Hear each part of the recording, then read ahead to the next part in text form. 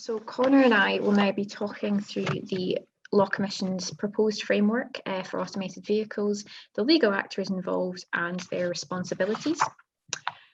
So the way we see it, there are two paths to automation.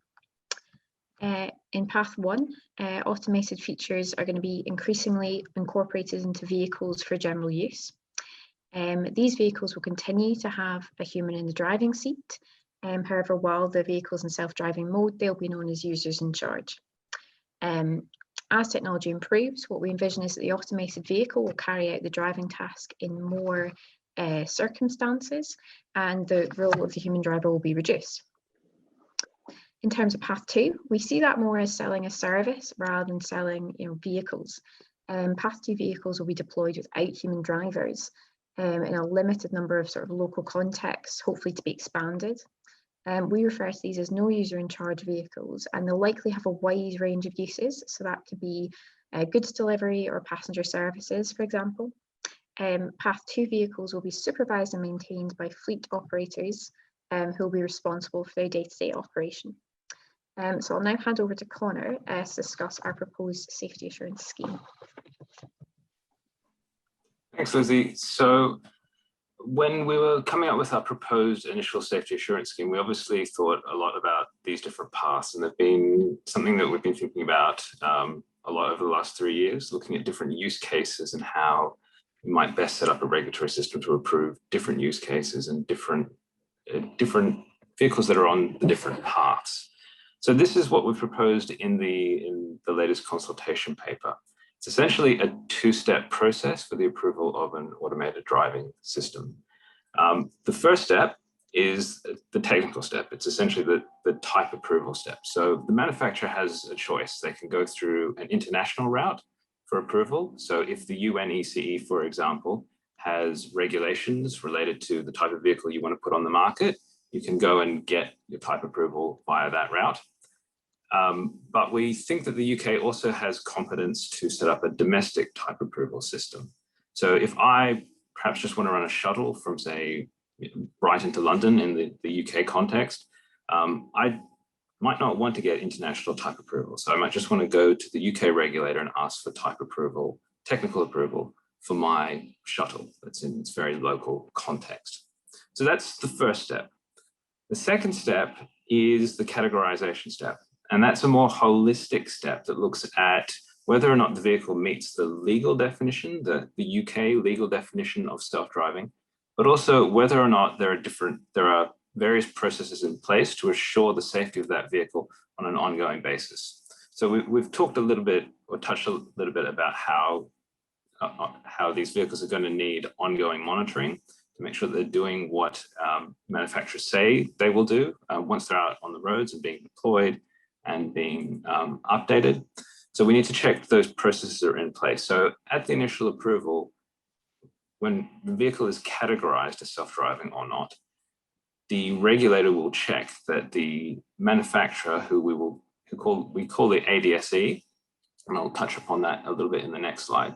There'll be a check that they have adequate processes to update the vehicle, that they perhaps have done all of the relevant safety checks in relation to emergency services, local road rules, which might be unusual. All of those things are done at this step. It's a more holistic step. And then that categorization happens, and there are three outcomes. The first is that you're not actually self-driving. You don't meet the requirements for self-driving under UK law. And so your vehicle can be, at most, driver assistance. The second option is that you're self-driving with the user in charge. And that's very much the type of vehicle that we think about as being a path one vehicle. It's something with a user in and around the driving controls who can do things like respond to a transition demand, or potentially do things like report accidents. Those are the types of path one vehicles that will have someone in them who's in a position to take control of the vehicle, and they will be a user in charge, as Lizzie talked about. The third option is that you can be self-driving with no user in charge, what we call Newark vehicles. This will be a vehicle very much on the path two, which won't have driving controls necessarily. The relationship with, say, a user, a passenger, and this vehicle is that the passenger gets in and they have nothing to do with the driving tasks. They're not expected to intervene, and they certainly don't have anything to do with the maintenance of the vehicle. So there are processes in place that need to be there to make sure that that is safe. That will be checked at this categorization stage, and you will be classified then as a new user in charge if you meet those requirements. Lizzie, can I get you to change to the next slide?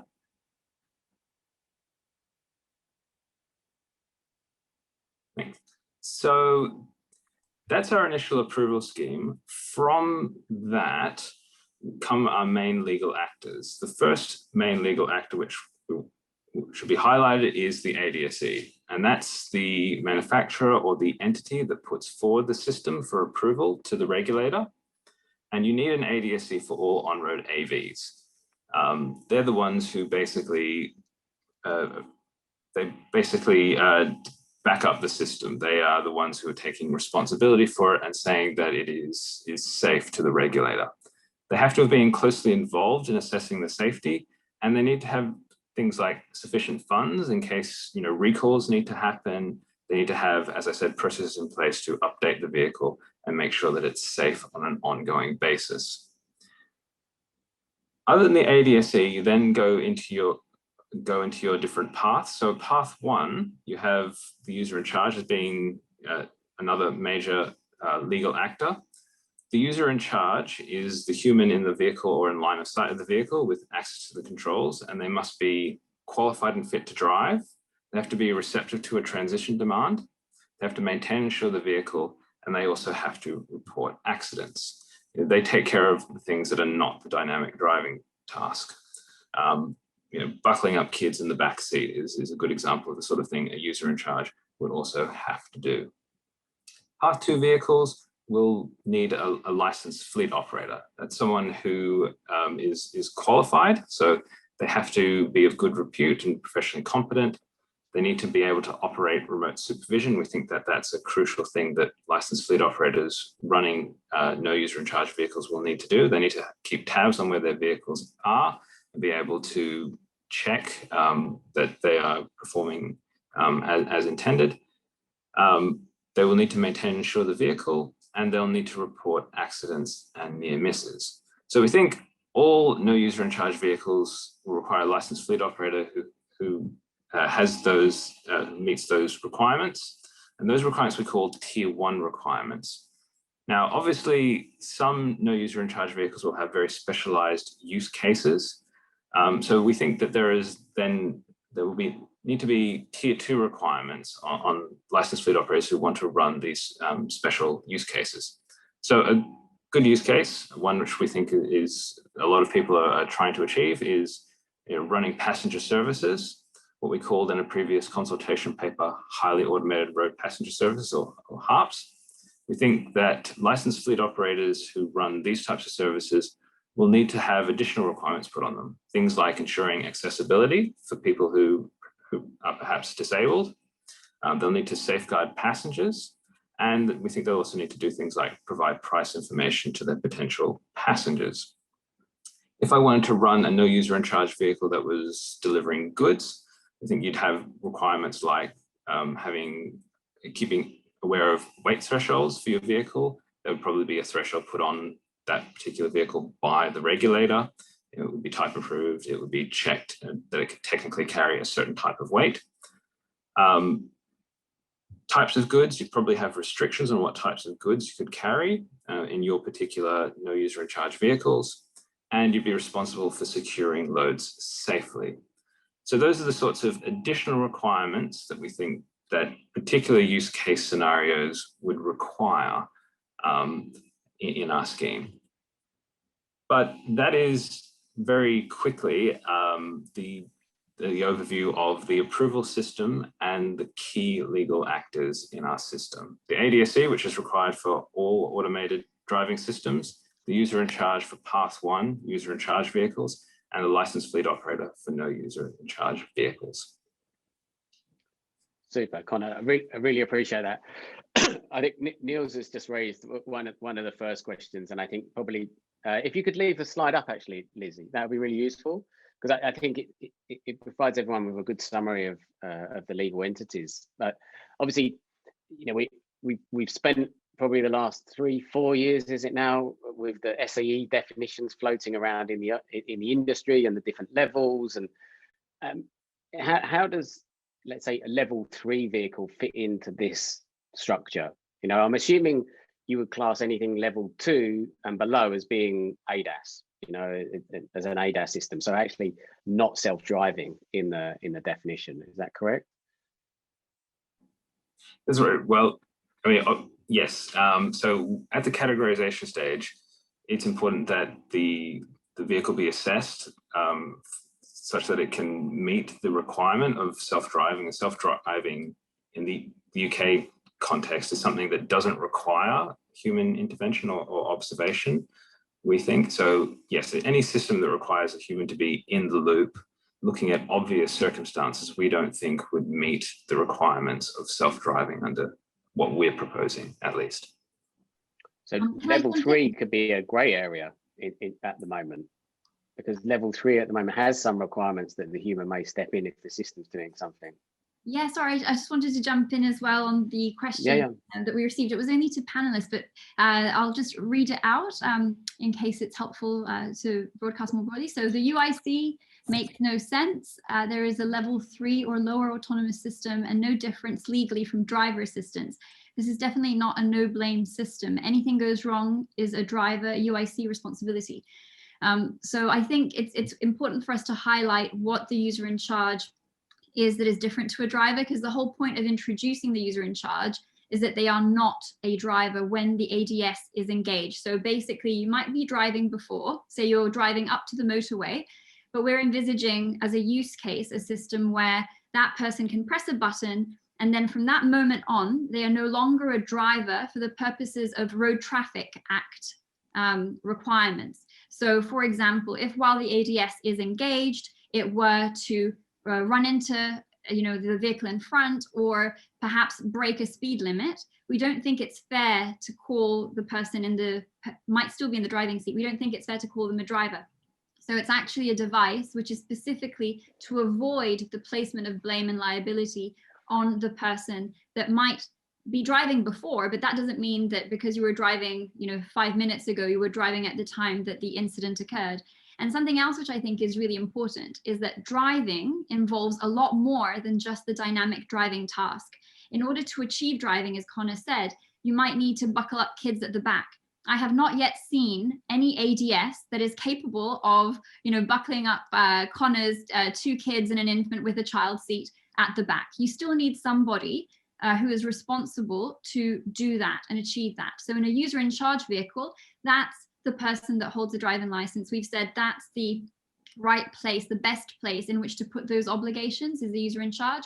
For example, if that vehicle is carrying passengers, the user in charge could help them on and off the vehicle. Again, something that ADSs are not particularly expert in, because the SAE levels focus on dynamic driving tasks, rightly, but there's a lot else that needs to happen, like insurance, maintenance, and that is the role of the user in charge, doing the non-dynamic driving tasks while the ADS is engaged and taking care of the dynamic driving. You've got a responsible adult that still deals with the many other things that need to happen, but with one exception, which is for transition demands. And that's coming to your point, Bryn, about level 3.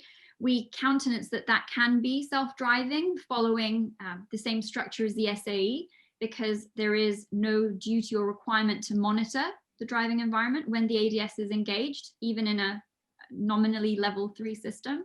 But the person might need to be receptive to a transition demand. And we think that provided that transition demand meets all the human factors requirements, which many academics have much better knowledge of than I, but certainly would need to pass that scrutiny in order to be able to be valid. So I hope that sort of addresses the question. Yeah, no, I really appreciate that. And it's probably one of the most fascinating areas. So I think some of the questions I've seen before are really, what's the responsiveness of that user in charge to a transition demand for level 3 is fundamentally different to the transition demand for level 4. In level 4, the vehicle is responsible for bringing itself to a minimal risk condition. And in level 3, it can hand off that responsibility to the human if it's given a suitable transition demand. So where are we putting in the user in charge bucket, effectively level 3 and level 4 systems, and eventually level 5 systems, or certainly level 4 if you're just looking at a particular mode? Yeah, I think if I may again, sort of, and I know Connor might have additional things to say, but we don't think that the SAE levels are appropriate in terms of demarcating legal responsibilities of individuals on the ground. We could probably have a whole seminar distinguishing what might count as level 3, what counts as a minimal risk condition. And we don't think that is a fit for purpose boundary for legal responsibility. We think that there is a strong emphasis and importance of authorizing a system and making sure that it has an appropriate safety case for its ODD. And so we don't think that the levels per se are as helpful in demarcating that. So for example, if you are dealing with an area with a vehicle that maximum goes at 7 kilometers an hour in an area where there are no pedestrians around, I'm really exaggerating, but the kind of comfort that you might have in authorizing such a vehicle is different than if you're talking about a vehicle that's going at 70 miles an hour in complete mixed traffic. And given that we don't have accepted definitions of minimal risk condition, I think that's a key thing, because coming to a stop for some people might be acceptable in certain circumstances, even for a level 4, that might be all you can do. And then there's also the whole question that when you're talking about systems that are operating in such diverse environments, you can't necessarily in advance predict exactly what they're going to do. So you need to just focus on the overall safety case and the type of operational mode it's in. But subject to that, we think it's more useful to focus on how do we ensure it's actually safe for the conditions it's in. And that's like also the work Siddhartha, I think, has been leading so ably in defining those circumstances, the assumptions, conditions, and that is more helpful than the SAE levels. Yeah, I think what's interesting, Jessica, is that I suppose number one, you need to be qualified to be a user in charge. You need to hold a driving license. So in terms of accessibility, for some people with certain disabilities that exclude them from being a driver at the moment, they can't benefit from being a user in charge. So even if the vehicle is like level 4 and it's capable to take them from a defined location to another defined location, they cannot be a user in charge. Their only option is to use a licensed fleet operator service. Is that correct? So the idea of personal ownership for those people is excluded in this model. It's not, we are not making a demarcation about ownership. So you could have like the way that you want to own a vehicle has no impact on your classification. So you could personally own a vehicle that is associated with the services of a fleet operator. So if you're completely paralyzed, for example, from the neck down, you may not be able to manually, respond to a transition demand. So it's more a question, it's a observation of fact that you may not be able to do it. I should add, there are many disabilities where you can still drive. And as I said, I have colleagues that have lost limbs and are still perfectly capable of driving. They have adapted vehicles. So if you can currently drive in an adapted vehicle, and I think that needs more investigation, you absolutely can remain a user in charge. The only factor is, are you able to fulfill the non-dynamic driving tasks that are required? And are you able to control your vehicle following a transition demand, if that is the use case of the particular vehicle? So that's the only difference. But you could personally own your own vehicle, but the requirement would be that you would need to have a licensed fleet operator that was ensuring safety, because it's your own safety. But you also have to think about the people outside of the vehicle. If somebody cannot meet the requirements for driving, then it would be unsafe to unleash them on the road. Like if you have a much older person, there comes a point where they lose their license, and that we do that for society. It's a trade-off. I think what is wonderful with the possibility of AV is that you give them the opportunity to a wider class of people to have access to this technology, but it still has to be done in a way that takes into account the realities of functions. So we're saying those functions can be dealt with by a fleet operator, which doesn't have to be Uber. It could be more like Apple Care. You know, you own your iPhone, but you rely on the manufacturer to push updates and to do various things. And it could be more along that kind of relationship. So we're not prescribing the business model by any stretch. We're just saying identifying legal actors that can fulfill particular requirements that currently fall on drivers, and how does it fall in a different scenario where there is no driver. Yeah, and I think probably my point is that there'll be people that can fulfill the role, the additional requirements, rather than completing the dynamic driving task. They would be able to complete all of the other requirements, but at the moment they would still need to hold a driving license to be classed as a user in charge. Yeah, that's the distinction. And I think one of the other things really to pick up on is the definition of fit to drive, because that suddenly becomes like a really key point to this whole definition. What does fit to drive mean? So obviously the majority of self-driving promotional videos show people engaging in secondary tasks, you know, which but also sleeping. And in actual fact, we've seen people sleeping at the wheels of Teslas. So is sleeping being classed as fit to drive? I don't know, Connor, do you want to come in? I mean, what I can say about that is that it depends on the ODD and it depends on the use case. I think for the current ones, like for example, ALKS, it would automated lane keeping systems on motorway is currently being thought of. It does not seem appropriate. Sleeping does not seem appropriate. I think it's a big challenge. And that's something where I would love input maybe on the chat, because I know we have Chris Tennant, for example, and other human factors experts available. But sleep is pretty unique in that you lose consciousness through it. So I think it's a very difficult one to authorize. So as I said, we don't use the SAE levels of automation to make our definitions. It just depends on the use case.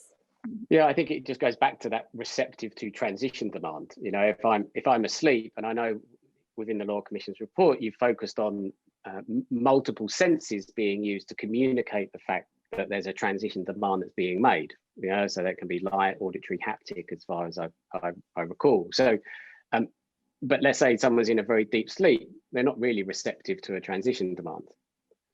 That could well be the case. I think it would depend on the type of transition demand. I can imagine potentially in the future technology that could assure or really make it very unlikely that you wouldn't wake up, potentially. That there could be ways of doing that. And again, depending on the ODD, it could be that a slower transition demand, it doesn't have to be 10 seconds like it is currently being discussed on motorways.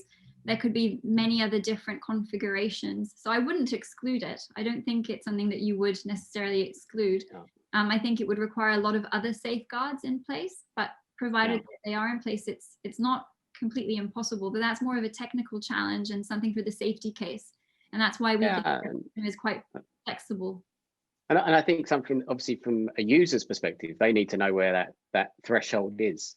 So, Nick, from your perspective, when you look at the definition of user in charge, how does that sit? What issues can you see, or what benefits can you see?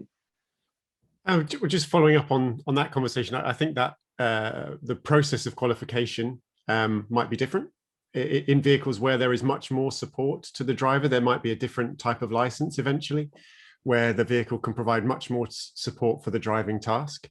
And I'm interested in the fitness to drive piece as well, not necessarily from an individual journey where a driver might be asleep or intoxicated or whatever else, but on the likelihood of skill degradation, and whether a driver who has been using an automated vehicle for a long period of time, that has gotten used to the vehicle detecting hazards and responding to them, what does that do to their abilities? You know, the human factors research would suggest that they decline through lack of experience of that. So yeah, I'm quite interested in that kind of long-term change in skill level, if the automated vehicle is taking much more responsibility for the dynamic driving task.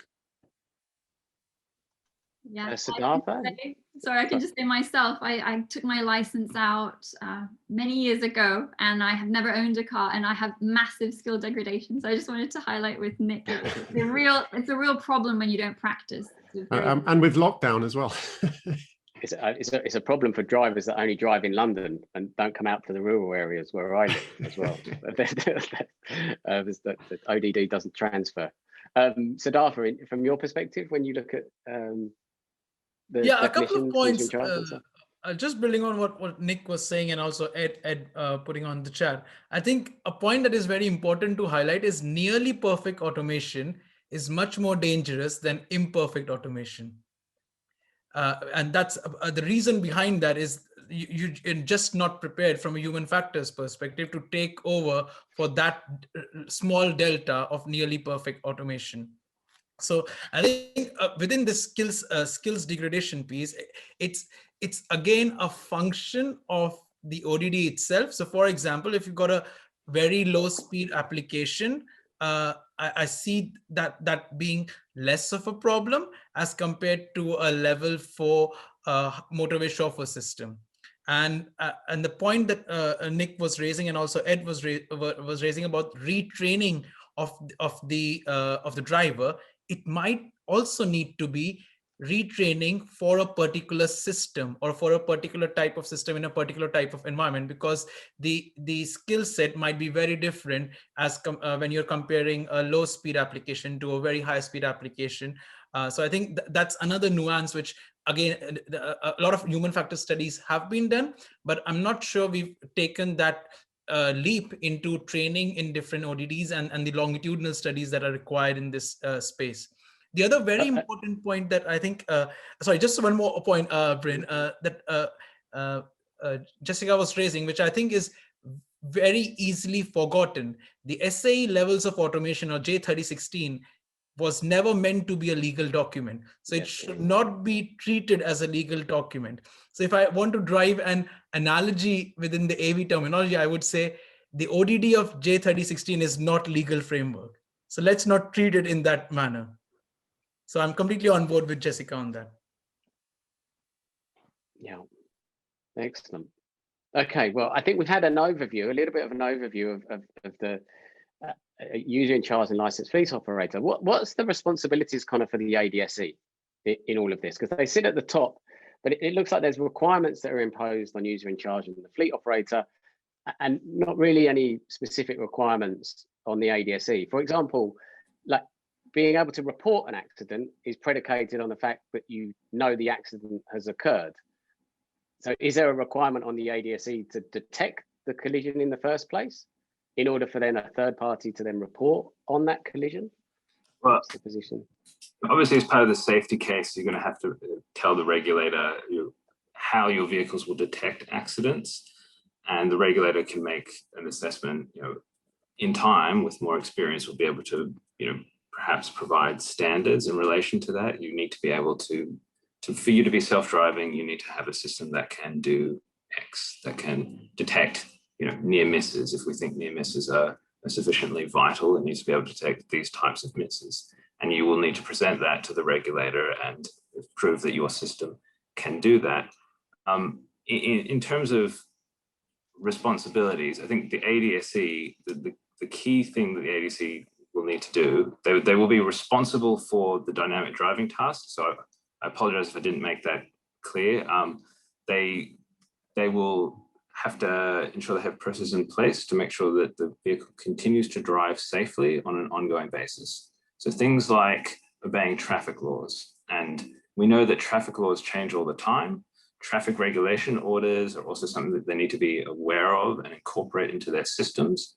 Your local council will change the traffic regulation orders quite regularly, and vehicles need to obey the traffic laws. So if a bus lane goes in, the vehicle needs to be able to take account of that. That needs to be incorporated, and the ADSE is responsible for doing that. They're responsible for making sure that the vehicle drives safely and obeys traffic laws. So they need to be responsive to those changes. So we think that's going to be quite a big responsibility. It's going to be ongoing. And so as part of that, the ADSE needs to have a presence, we think, in the UK. and it needs to have sufficient financial standing that it can do things like issue recalls, issue software updates, and respond to the regulator when the regulator asks for something like, you know, what happened in terms of near misses over the last 6 months with your vehicle. We think if you have a flexible regulatory system, the in-use safety authority can, you know, potentially ask for these types of things. Yeah. Can I ask a question about that? Yeah, Nick, if that's okay. Yeah. I was wondering if, for instance, the ADSE breaks a speed limit, then the ADSE would be responsible. That's right. What sort of tools would you have for the ADSE to incentivize them to stick to those traffic rules? So one of the key things that we are proposing in this consultation paper is that as part of the no blame safety culture, you have a shift to a regulatory control system. So rather than have criminal sanctions on the ADSE, which we don't think in this context would be very good for ensuring adherence to the regulations, you have a regulatory structure. So you have a ladder of regulatory offences, things like improvement notices, fines, potentially suspension of authorization. That's you know, a gradated system of regulatory tools, which the in-use regulator would then level against an ADSE. So if you have a speed infringement, the in-use regulator might feel that it's appropriate to give the ADSE a fine, but it might be the case that for whatever reason, the circumstances in that particular instance were unusual, that an improvement notice might be better, or basically perhaps just a notice putting the ADSE on attention. If it happens over a longer period of time, vehicles start breaking the speed limits, you know, regularly, then the in-use regulator does have increased sanctions to level against the ADSE. They can, you know, suspend the authorization. Eventually, they might be able to withdraw the authorization for the system. But before that point, you would be using these smaller regulatory sanctions to ensure compliance with the requirements that are put on the ADSE. Can I add something as well? Because I think the point Ninka makes is really interesting, because you've got the sanction side, but the fact that the vehicle has run a red light, for example, could be a safety issue, and it might not just affect that one vehicle. So it's really important that you don't just have, you're not just dealing with that incident in isolation. It needs to be fed back to the regulator so that they can make the right checks and make sure that they understand and see whether other vehicles might be affected to stop that same issue happening in other vehicles. And it's part of that safety loop that we're trying to generate, because an infringement is no longer just as it is today. Let's slap the driver on the wrist if it's, say, a breaching, you know, a red light, or obviously that's, or even, you know, depending on how serious the infraction is in the case, you just deal with that. But we want to make sure that it's brought back within the wider frame, because it is a safety, or it can be a safety problem, and we need to be able to detect that really quickly. And that's why we think it's not really a focus on the blame, but we need to make sure we understand what happened, which could be quite complicated. Super. Well, I really, it's a fascinating discussion. I realise we're already quite a long way in. And I'm going to share my screen, if that's okay, Lizzie. Just going to run through the 4 journeys that we were talking about. Before I do that, I just wanted to show a quick video. Hopefully I'm sharing the audio on there as well. One of the most frightening things that can happen on the highway is when a car in front of you switches lanes to avoid debris. You have very little time to react because your view is blocked by the car in front of you. We have sensors that can see significantly better than a human driver can see. The Guardian is going to take over where a car switches lanes in front of us in order to avoid debris. Here, that car switches lanes, Guardian decides we have to switch lanes also, and we avoid having a crash. Now Guardian has offered to hand back control, and Ryan has taken control back of the car. So when we think about what we've described as the self-driving family, this idea that it's like a personally owned vehicle, is able to, you know, take me to the, or I drive it to the train station, but while I'm driving it, I'd say have something like Guardian mode that's active. Now, in the video that you just saw, Guardian mode is able to drive almost in an automated manner for a particular circumstance. So it's actually like a level 4 type function, for example. So in that regard, it's able to come in, intervene, and it will intervene and complete the DTT on a sustained basis until I choose to take back control. So while I'm driving, in this scenario, Connor, what mode am I in effectively? Am I a user in charge in this mode because I'm doing the majority of the driving? And then what happens when that switch is made into Guardian mode? Well, so, I mean, the Guardian mode would obviously have to be assessed by the regulator first to see, you know, whether the human, or whether the person using it was how much in the loop they actually were. I mean, obviously, if it doesn't meet the control and monitoring test under UK law, that you know, the regulator didn't feel that it was sufficiently self-driving, then it would be driver assistance at most. It couldn't be self-driving. So it wouldn't be self-driving with a user in charge. That would be, I mean, I've only just looked at it, so it's a bit hard to tell from that video straight up the exact limits of the system, but that doesn't, it seems to be a system that requires that the human be aware of circumstances, obvious circumstances. They need to survey the road, and they need. Yeah, the assumption is kind of that the human has chosen to drive, but the system is constantly completing the OEDR in the background.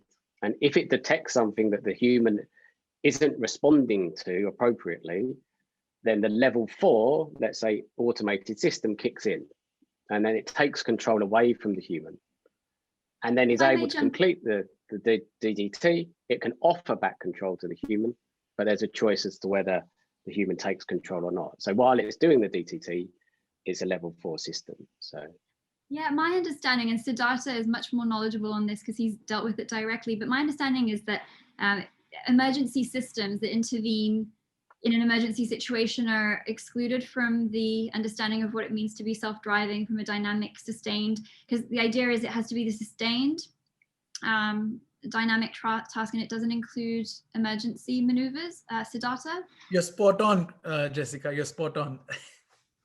So any emergency maneuver is not part of any of the SAE classifications.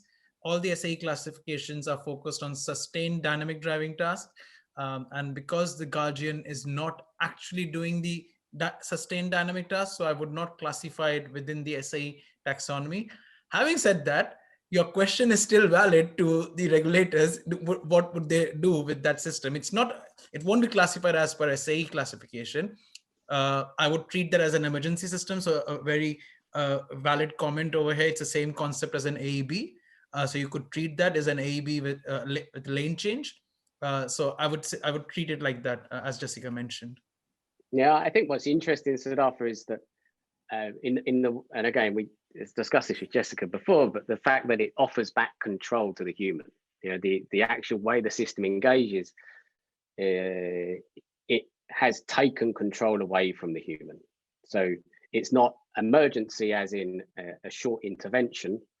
And what you see with the intervention, as you're describing, it requires a lane change in the example that they gave. Is the system aware of the road regulations about making that lane change? Does it know that it can actually make that lane change and make it safely? And I suppose what we're interested in is if this system falls out of the definition of user in charge, for example, is there a requirement for the same data to be shared from this type of system as a self-driving vehicle classified under user in charge or a fleet operated vehicle? And so when that safety culture, where does it fit? Is it excluded? We don't get any data from these incidents, or does this data get included or not? I think Jessica and Connor might be, and Liz, you might be better placed on the user in charge side. But if I understand the definition correctly, I would still say, because at the time that the Guardian is taking over, actually it's the other way around. In a user in charge definition, the user is not doing the dynamic driving task. and it's only being receptive to the transition demand. Whereas in the Guardian, it's the other way around. The user is doing the dynamic driving task, and only the transition is being done by the system. So I'm not very sure if the user in charge as a definition applies to Guardian, but I'll leave it to the experts who've written the document. Yes, I have to say, when and I've talked also with colleagues at Toyota, which I think, as David Wong has put in the chat, I think it was just a panelist, but basically it's designed, it's understood as supporting the human rather than replacing them at any stage. So much in the same way that some driver assistance systems are very advanced already today, even though autopilot on Tesla is not self-driving, there is a concept that you switch it on, and then the vehicle is, you can talk about take over and take back, but that's not the legal definition necessarily. And if something goes wrong, say there can be all sorts of things that the vehicle might intervene. Automated emergency braking, for example, the vehicle does that. That doesn't mean that the person isn't a driver, but if that causes an accident, that person might be able to say, it wasn't my fault. They didn't commit anything wrong because the AEB kicked in. I don't think it follows that if something went wrong, you have to necessarily blame the driver, even today. So I don't think the two things are binary like that. You can have something that is very advanced driver assistance and still have a driver who is not necessarily responsible for everything that might go wrong with that system. Excellent. Well, I'll leave that up to the discussion in the chat if you have any other views on that particular use case. So once let's say I've arrived at the train station, I then want to send my car back home, so it does an unoccupied return home journey. How is that journey covered in that definition? At that point, I need to have a contract with a licensed fleet operator, and then they would take responsibility while that vehicle's on the journey back. But in terms of insuring the vehicle, am I still insuring the vehicle during that journey, or is the licensed fleet operator service providing that insurance? And then in terms of maintenance, who's maintaining the vehicle? If it's a personal vehicle, you would probably be expected to maintain it as much as you could. I mean, it's an open question as to how much roadworthiness of these vehicles, a personal user will be able to undertake. So, I mean, you would just be contracting essentially for the supervision aspect of the journey back to the train station, but otherwise, it seems as if it would be, you'd be responsible for things like, the integrity of the vehicle itself to the degree you could be. It would be licensed under the no user in charge part of the framework. I think, reading through this, it's a little bit hard to envisage vehicles at the moment that will be capable of user in charge and no user in charge. So it's a little bit hard to think about how the initial approval system will account for vehicles like this in the distant future. I would imagine they will need to be assessed, both for the no user in charge aspect and the user in charge aspect. Now, whether that can be done at the same time and how that's done, I think we would be very open to opinions on that. But this definitely seems like it's a vehicle that would need to have a supervisor. You probably have a paid subscription service, which I think is something that we've talked about actually in our previous consultation paper. We talked about you might have no user in charge vehicles that are owned by private individuals, perhaps because they are, I think, unable to drive for whatever reason. And we haven't been specific about different business models, but you could pay for someone to supervise this. You could have it authorized as a no user in charge vehicle when it's being supervised by your subscription service. And so there would be a need then kind of to identify in which mode it's operating, whether it's in a no user in charge mode and therefore needs a fleet operator, or a user in charge mode, or if I'm using it manually with Guardian, it's not even classed as self-driving. So it depends what mode the vehicle's operating in. Yeah. And I think we'll cover this a little bit in the next segment, I think, but access to data and finding out what mode a vehicle is in is something that we think is going to be quite important. And I can imagine, and once again, it's hard to think about how these vehicles are going to be authorized, the vehicle that could be user in charge and no user in charge, but that will probably need to be thought about at the approval stage, I think. Bryn, I think. Sorry, Bryn, I was just going to add, for these vehicles, if they're personally owned, there's probably quite an important role of self-diagnostics on the vehicle, so that the vehicle understands if it's capable of going into that non-user in charge mode, and reporting to you, and that's not possible if that is indeed the case. A sensor's failed for whatever reason. Maybe the journey to the station is possible, but the return journey without a user in charge isn't. And so it would need to know that and tell you that. Yeah, it's interesting as well when you look at the sort of valet parking model, you know, the idea that maybe, I mean, user in charge, I get taken to the airport, but when at the airport, it needs to go off and park. And at that point, I'm not looking after the vehicle. I have no oversight of the vehicle and it's out of my line of sight. So at that point, I can't be a user in charge. So that immediately flips into that particular leg of the journey, or part of the journey is a non-user in charge. And you know, on the description of it's in a public space that we discussed earlier, that it's not private land at that point. It's Yeah, if I may come in, the way I think about it, and again, as Connor said, it's hard. We will need to learn from experience, of course, but it's about what is the functionality that it's authorized to. So when it goes for approval, is this kind of vehicle, does it have to have a user in charge at all times? And that's one class. And then you have ones which are capable of being authorized and functioning without a user in charge, but that doesn't mean that in practice, it will always be in that mode. So as you say, Bryn, there's a lot of emphasis then on figuring out what mode it's in, much like even if you have, say, a motorway driver, like a driving automation system that drives itself on the motorway, it doesn't mean necessarily that it is always being used. So you have to make a determination if in fact it was being manually driven at the time or whether it was engaged. So it's more a question of what you're authorized to as a maximum. So if you have to have a user in charge, then if there is no user in charge, that you've already breached an obligation.